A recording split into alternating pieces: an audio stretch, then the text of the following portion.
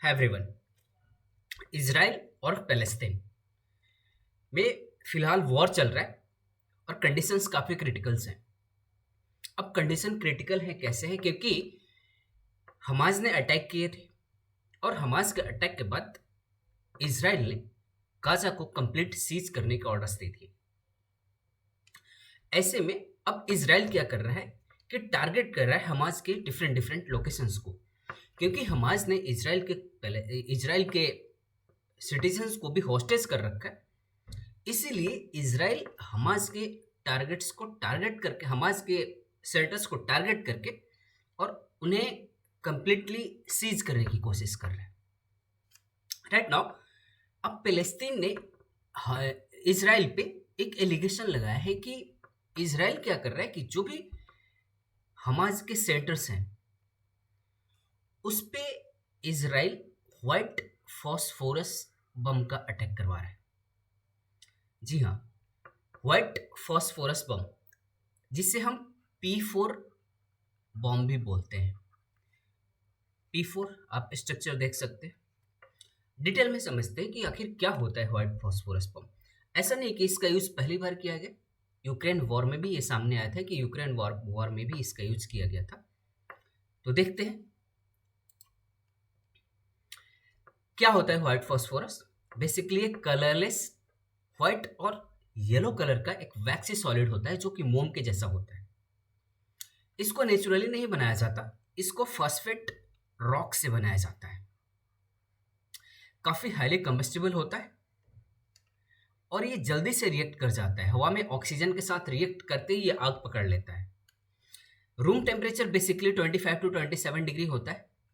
अब 25 से 27 डिग्री से 10 से 15 डिग्री सेल्सियस अगर टेम्परेचर बढ़ जाता है तो ये आग पकड़ लेता है। इसमें इसका मैन्युफैक्चरिंग नेचुरली नहीं, मतलब मैन्युफैक्चर किया जाता है, लेकिन इसका मैन्युफैक्चरिंग फिलहाल कह सकते हैं कि इसके लिए काफ़ी स्ट्रिक्ट रेगुलेशन है।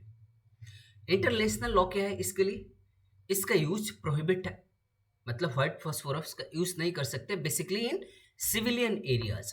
लेकिन हाँ, अगर ये उस केस में अलाउ है जब कोई कंट्री अपनी सेफ्टी के लिए किसी अदर कंट्रीज, किसी एनिमीज कंट्रीज के आर्मी बेस को टारगेट कर रहा हो, तो उस केस में आप यूज कर सकते हैं।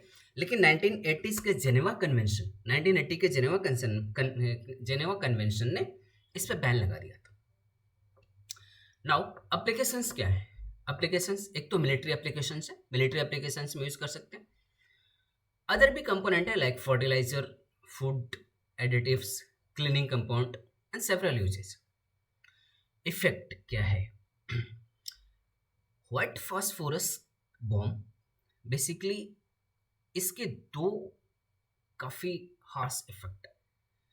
अगर व्हाइट फॉस्फोरस बम का अटैक हो रहा है तो या तो कोई इंसान उससे जल करके उसकी डेथ हो जाएगी, अगर जल करके डेथ नहीं होगी तो इनहेलिएशन से डेथ हो जाएगी। कैसे समझते हैं? बेसिकली व्हाइट फॉस्फोरस क्या करता है कि जैसे हम व्हाइट फॉस्फोरस बम को डिप्लॉय करेंगे, वो हवा में ऑक्सीजन के साथ रिएक्ट करता है और वो ढेर सारे स्मोक छोड़ता है। अब स्मोक क्या करता है? स्मोक क्या करता है बेसिकली कि विजिबिलिटी को कम करता है। आप ये कह सकते हैं कि व्हाइट फॉस्फोरस का जब हम डिप्लॉय करते हैं व्हाइट फॉस्फोरस, तो वो विजिबिलिटी कम कर देता है, और विजिबिलिटी कम करता है तो इससे क्या होता है कि एनिमीज कंट्रीज के लोकेशन को ट्रेस करने में, क्योंकि देखो विजिबिलिटी में आर्मी की मोबिलिटी थोड़ी सी पता नहीं चलती है, तो हेल्प करता है एनिमीज कंट्रीज के लोकेशंस को टारगेट और ट्रेस करने में। ठीक है, मतलब ये सोल्जर के आवाजाही के लिए काफ़ी सहायक होता है और टारगेट को आइडेंटिफाई करने में भी सहायक होता है व्हाइट फॉस्फोरस बम। तो पहली बात, जल्दी से आग पकड़ लेता है।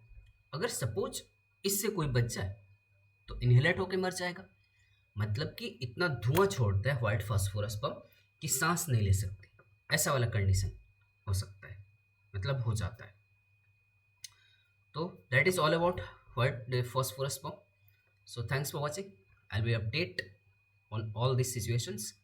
Thanks for watching. Thank you very much. Please like, share, and subscribe. Keep supporting.